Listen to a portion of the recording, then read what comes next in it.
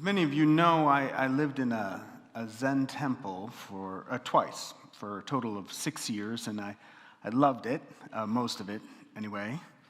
And our lives were oriented around this strict meditation schedule, morning and night, and I like to believe that it helped me a lot.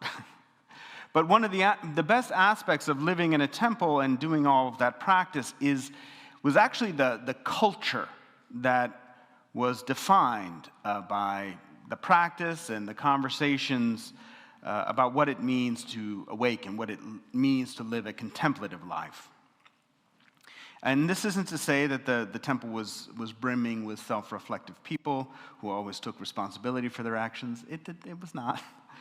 As I've mentioned before, kind of hard, disciplined spiritual practice often kind of turns up the heat on your character defects, making them a little more visible, if not less. And we bounced against each other like potatoes in a pot.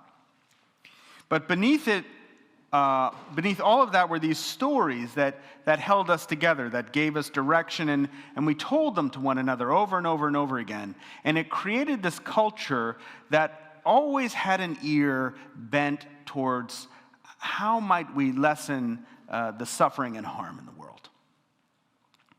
And we held our weekly Dharma talks, the name that we gave for the sermon, on Thursday nights. And because we were one of the bigger temples in New England, we held a lot of retreats, at least one a month, and often hosted guest teachers who would travel from different parts of the country and even other parts of the world to lead these retreats. And one week, a teacher had come up from New York City. He'd come to lead a retreat and give a talk. And we'd known each other for quite a long time. I really liked him and his teaching. So I made sure to get there early so I could get a seat right in front. Right? I was Becky. These two, courageous two, right in front. They were like the full blast. And as I was sitting there, he began to recount a story about an incident that had happened maybe just a week earlier. And it began with him coming up out of the subway on 125th Street in Manhattan. So for those of you who are not familiar with New York City, it's a major crosstown artery in Harlem, and it's pretty famous. It's the home of the Apollo. You could make a case for it being the heart of Harlem, or at least at one point. And historically, it's a black part of town. And when the Zen master came up to the street level, he sort of stepped up off the last step into this confrontation that was happening between two black guys and this Latino guy. And they were sort of yelling at each other and talking about all the violence they were going to visit on one another.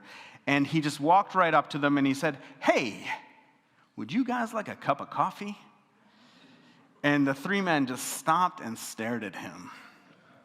And, part of the reason it was a little bizarre is because he's kind of a peculiar looking guy. He's a really tall white guy, but very thin and gangly, and he walks almost like there's a smaller man inside the body, like trying to get this large body to move around. And so it's, a curious sight. But my guess is that what actually got them to pause was the sheer sort of weirdness of the question, right? Most of the time when you see people who are like angry and yelling at each other, if we do anything at all, we go through a series of motions that are designed to kind of de-escalate or calm people down, which, really rarely works because it's still kind of prioritizing the conflict in some way and perhaps even trying to make us the hero of the situation. So when these three men just sort of stared back at him at the question, he just threw it back one more time. "Would you like a cup of coffee?" And the Latino guy was like, "Yeah, okay. I'd like a cup of coffee." And he's like, "Great, and let's go." And as they walked off, the three men still kind of were like, "Yeah, you're lucky, whatever." Because pride. We all have pride. And the teacher bought the man a cup of coffee, and then they just parted ways, and it's just kind of a fun story, except that my jaw was kind of hitting the floor at that moment, because 30 minutes prior to him telling that, I'd gone to Abonpin, which is a popular coffee chain up in that area, because I was tired and I thought I'd get a cup of coffee so I could really stay awake and be attentive for the Dharma talk. And as I was exiting Abompan, there was a crowd. I was like having to make my way through a crowd because this crowd had gathered because there were these two men threatening each other with all types of violence. And one was holding up a brick, and the crowd was just stuck, immobilized, I suppose waiting for someone to do something. And I stayed there for a few minutes, wondering what I could do, and I came up with nothing, so I left. Only to sit down just a few minutes later and hear a story of someone who was facing like literally the exact situation, but saw a solution. Now, do I think that had I said, do either of you guys want a cup of coffee, it would have neutralized the situation in the same way? That's hard to say. I lean towards unlikely because every situation is really context specific. It's more important to actually learn how to read the situation correctly than, come up with a list of right lines, right? According to Zen anyway, the less attached you are to your ego, the better you will be able to read the situation and cause less harm and be more helpful. So one of the lessons that I take away from that story, in my opinion, right, demonstrates the difference in the spiritual attainment between me and the teacher, partly in the sense that I was pretty attached to the situation. I was sort of centering myself. And in fact, everyone in that crowd was centering themselves. Like, what do I do here? How do I fix this situation? Which is why we were all immobilized, because it didn't call for a hero. It didn't call for someone to center themselves, to make the solution about themselves. It called for a person who was willing to put their attachments aside and make the situation about the two men who are having the conflict, right? How to help them find a way out. The problem is it's really hard to put down our attachments, especially when we know that we are right. Right? When we know that this violence is wrong, even if we're perhaps committing violence somewhere else. I once heard a speaker confront this popular belief that I think a lot of us would like to hold about ourselves, which goes along the lines of, if we had lived when the Nazis were on the rise to power, we would have been part of the resistance, right? I mean, that's what we'd like to think about ourselves. And the speaker was saying, yeah, statistically, no. Statistically, you probably wouldn't have been. Most people just didn't do anything. And they just stood and watched and let the violence happen. And I want to be cautious here because I don't want to minimize the social pressures that we feel during times of unrest. The fear and the peer pressure and the conformity, it works on all of us, right? And sometimes it results in a lack of moral courage. I like to think of myself as a good person, but I can still see those two men.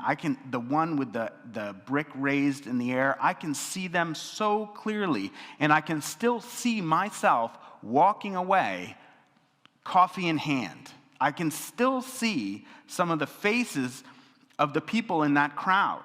Like there's this one woman whose face I cannot forget, and it wasn't remarkable. She was just kind of like,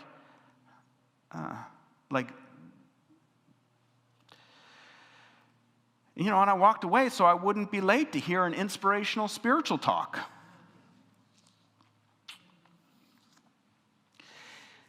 Choosing to act often means standing alone, or it seems that way often, right? It can mean being willing to face criticism and there are certainly people that we sing hosannas to long after they're dead. But, in the moment, they probably felt alone at times, right? Oh, look at that great person that is now past. When someone is doing the things that define them to the point where we think of them as great, right, can feel very lonely, and the attachments confronting us when we are facing character-defining moments are often not simply, how can I help this situation, but how do I overcome the social pressures of conformity, which is particularly difficult for people with some power. Right? People with power in society are often the ones standing by and watching because we don't want to lose our power. The very same people who could have the most impact often have an inverse relationship with activism because we don't want to lose personally, individually. And the truth about our world is that it rewards conformity and inaction. 3 weeks ago, Art Forum, which is arguably one of the more important art magazines in English, announced their new editor-in-chief, Tina Rivers-Ryan, which in itself, relatively unremarkable, except that she's replacing David Velasco, who was fired in October for publishing a letter signed by 8,000 artists calling for a ceasefire in Gaza. And he was fired. It's funny, the new letter bringing her in has this whole paragraph about editorial autonomy and stuff like that. But he was fired for that. Why do people with some power fail to act? It's because they are worried that people with more power will isolate and take that away from them. David Velasco may be proud of his moral courage. He might even say that he would do the same thing again, but integrity does not pay the mortgage. And we often look to the arts to be social disruptors, sort of intrusions of chaos that might awaken us from our slumber and inspire us to action. But there is also a business side to art, which promotes conformity. And when I was finishing my master's, I had kind of grown disillusioned with academia, and my thesis was actually, I kind of stopped writing papers and just started turning in art. And I'd done this installation that was inspired by the work of Fred Wilson. In 1992, Wilson, who's still pretty early in his career, was hired by the Maryland Historical Society in Baltimore to create a show using their archives, which was documented in the book Mining the Museum, which is how I found out about it. And Wilson paired seemingly dissonant objects together. So he would pair ornate silver tea sets with slave shackles, and finely carved furniture with whipping posts. And he gave them new museum descriptions that simply read metalwork, 1660 to 1740, or woodwork, 1780 to 1820. I didn't see the show in person. I just saw the book, and I'll tell you, the book alone is enough to, And it was such an important show that it transformed how museums look at their archives. And he went on to become a very famous artist. But the curator that hired him was fired. And if you go to the Maryland Historical Society, because I have gone there, you can still see the silver tea sets and the finely carved furniture, but the companion pieces are gone. And I remember this curator friend of mine saying, well, if you're going to get fired, there's no better reason, which may be true, but it puts a lot on the individual to make the sacrifice for the rest of us. Risk feels dangerous even when we know the way that we're living is not working. Trying something different feels dangerous because sometimes there are costs that people pay. And this is one of the reasons that we live in a culture that is wildly inauthentic when it comes to spirituality. We have very often contorted spiritual stories so that they absolve us when we choose not to take up the risk of trying to do the right thing. When we fail to live up to our values, there are real-world consequences. Our inaction allows harm to occur and injustice to persist. It's not just a thing. It exists because, I'm not pointing fingers, but like we, the great we, allow it to exist. It exists because we let it. The tough part about moral courage is not actually the action, right? The tough part is the letting go of the attachments. For example, like there is little to no cost for me to get arrested for immigration reform or environmental activism. I've done it several times. I've only been lauded for it. I even got an award once. I sometimes joke that the UU ministry is one of the few jobs where you can get arrested and they might give you a raise. And, I understand that it might look courageous to some, but honestly, there's very little risk on my part, and there's probably a reward, which doesn't mean there aren't other things that can be risky for me to do. Changing the order of service. That might get you fired. But, getting arrested is, no, go get them. So for me, that part is not really courageous. It just looks courageous because it would be courageous for someone who was taking a risk, for someone who had something on the line. For courage to appear, there must be an inner conflict between a demanding path of active compassion and conformity. There's a tension there.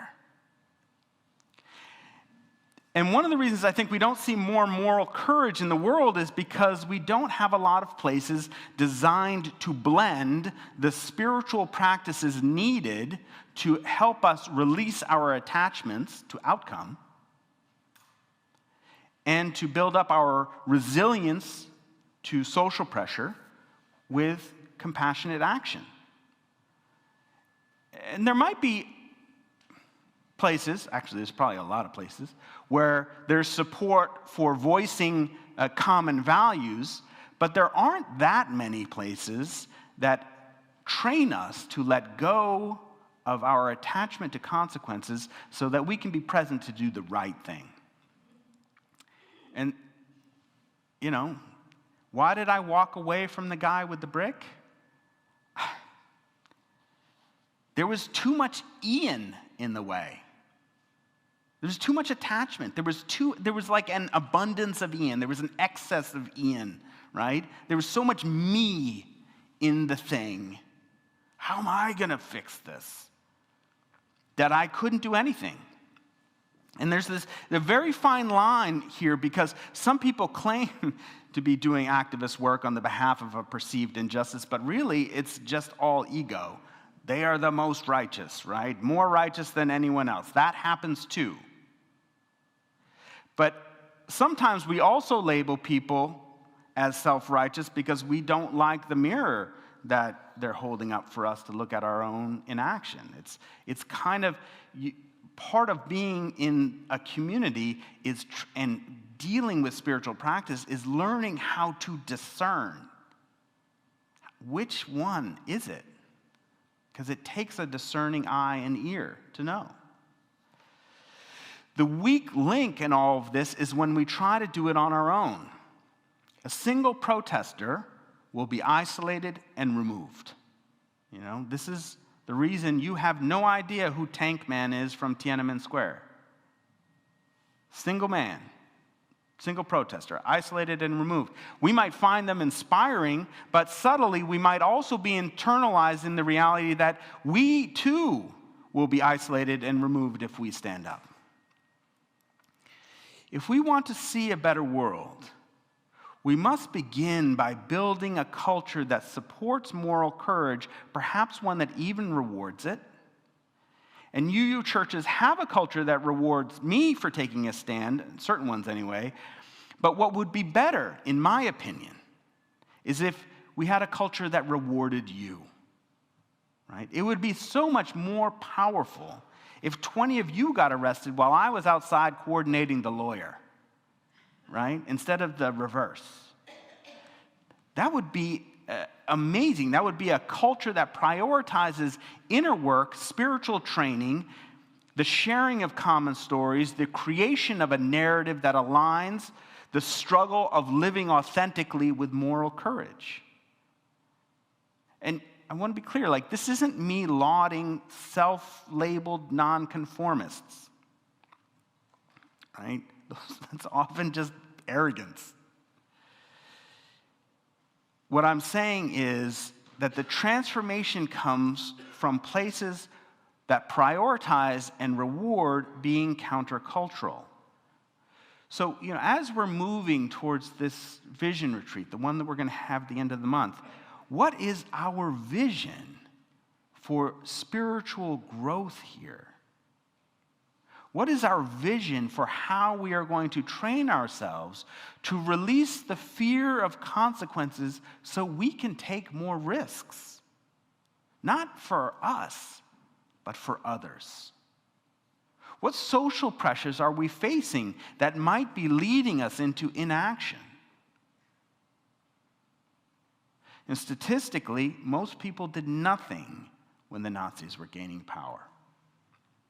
And we're going to talk a little bit more about this next week.